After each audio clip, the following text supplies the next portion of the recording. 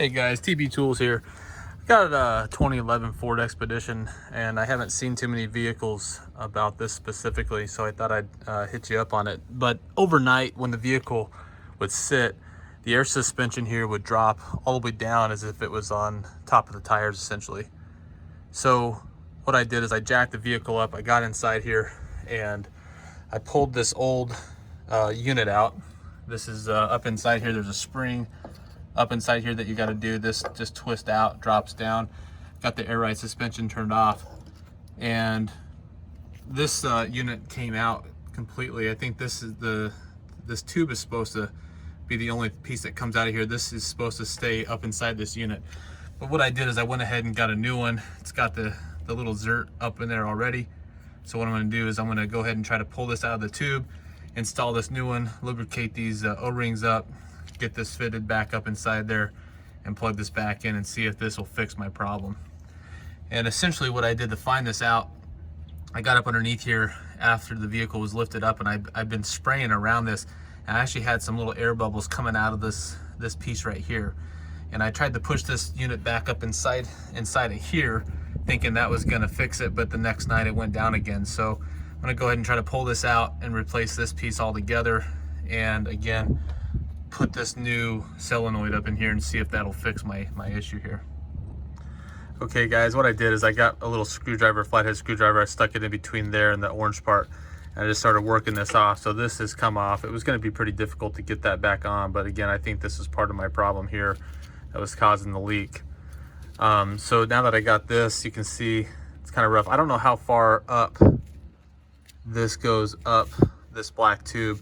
Try to push it back in there a little bit, put some O-ring, just some O-ring lube on there just to maybe help tighten it up, and I'll get that unit plugged back in and we get this checked out.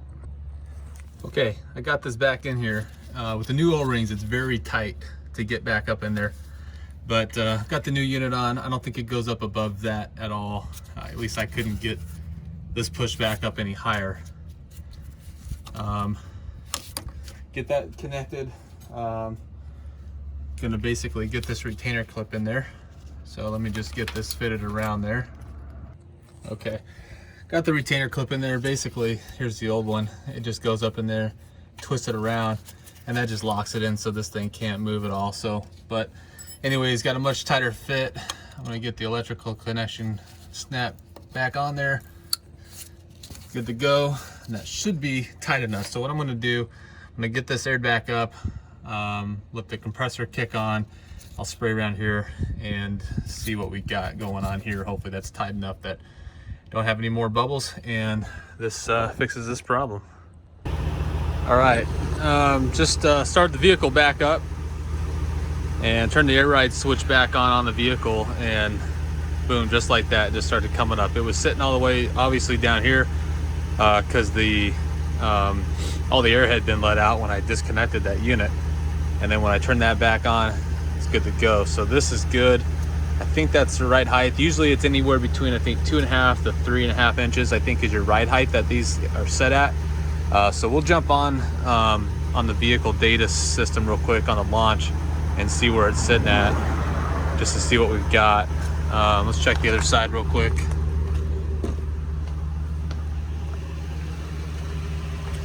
Yeah, it's looking about the same. This seems a little bit lower, so we'll double check that and make sure it's even on both sides, because we might need to set that switch on the other side. But let's get underneath there and actually check and see if we got any leaks. Okay, here's what we did last time. Just got underneath here, sprayed this, and yeah, we still got leaks coming out of there. You can see that.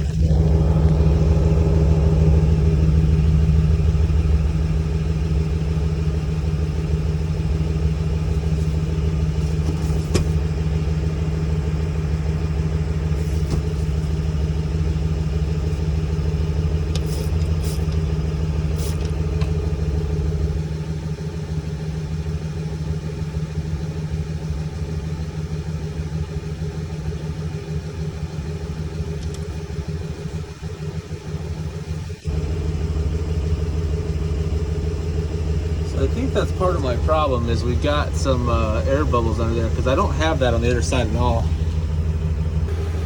on that black tube. So I'm wondering if that has anything to do with it. And I'm not sure if it's leaking out of the white section of the tube either. So, but I think that's where my leak's coming from and why I'm dropping. Okay, so interesting little tidbit here.